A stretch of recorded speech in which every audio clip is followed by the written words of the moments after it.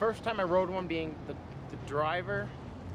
I was actually in Illinois. I went back as when I was still living here. When I was still living, I am living here. But when I moved here, I went to my godfather's house, and he has 3 sons, and they were all on little Yamahas. And I think the oldest one was like on a 175 or some smaller like that, maybe a 120, 125, whatever the kids got.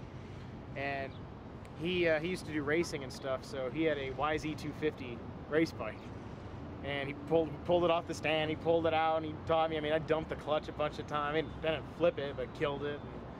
But I mean, that was the first time I really learned even how to do any of that. So that was, I want to say I was maybe 15 years old, 14 or 15 at that time.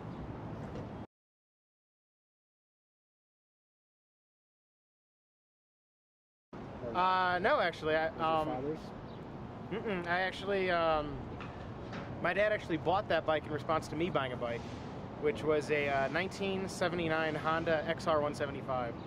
I bought it off Craigslist, not too far from where I live, and I think I got it for like $300 or $400.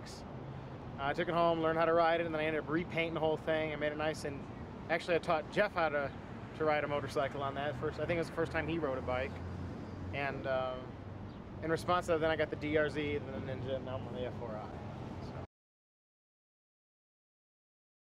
I actually think if I was going to upgrade to anything, because I'm really happy with this bike and I don't feel any reason to get rid of it, I'd probably get a Boost at 1300, just because it's such a big bike that it's something I've seen that people put bar risers on it, and that I would make it just a large touring sport bike.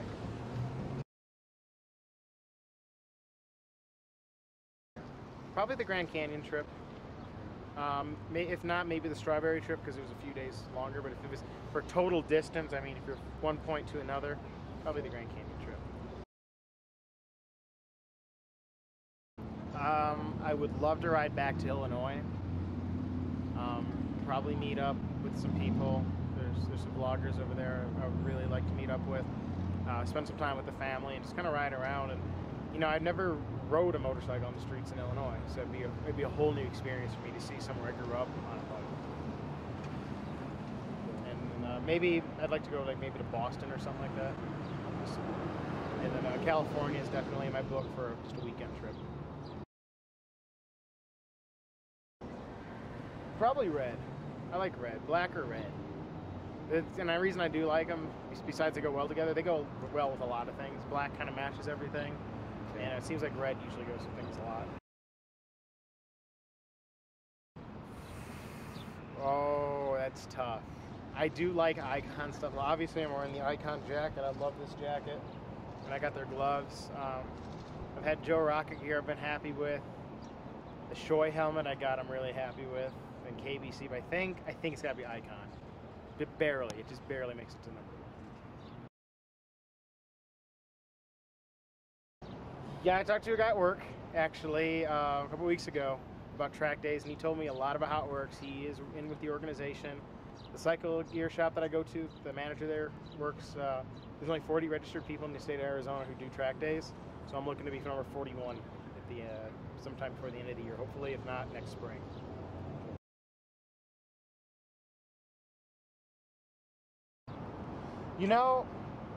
I don't think it's something I could ride for as long as a distance as I could on this bike, just because I've become so adept to this bike for the style.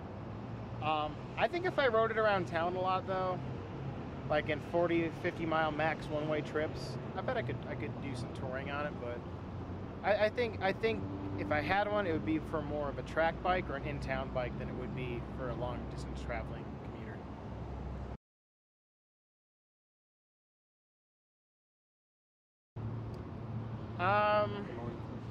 I think the biggest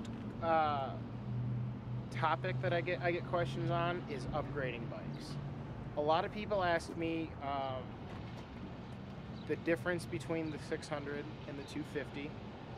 When I made the change, how I decided on what to buy. I also get a lot of people ask me the differences between the 250R and the EX250. And I always tell people if they're on a big budget just to go get a used 250 or something, because you're always going to fall on your bike. I mean, I've fallen on my 600, nothing major, but I fell on the 250. And luckily it wasn't bad, but I think most of my questions are usually related to to upgrading bikes and what to look for.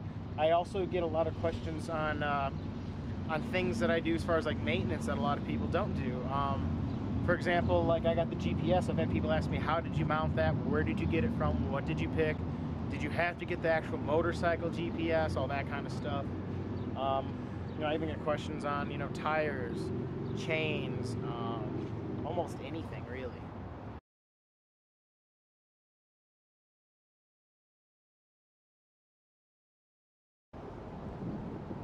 I think things only die out because things only die out because people lose interest. So as long as and one of the things is I notice there's a lot of new people who are trying to come in and to try to make their way up to the top per se, which they're not gonna. It's not gonna be something they're gonna do right away, but it's the new generation moving in keeps us going. So even though there might be a lot of new guys out there that we warn that they shouldn't be running around with the camera and their helmet on their bike the day they just bought it and they learned it, those guys, their ambitions and their wanting to be, I guess you could say wanting to be like us, to be in this group, keeps the community alive. So in 5 years, as long as that keeps going, I'd like to see myself doing vlogging.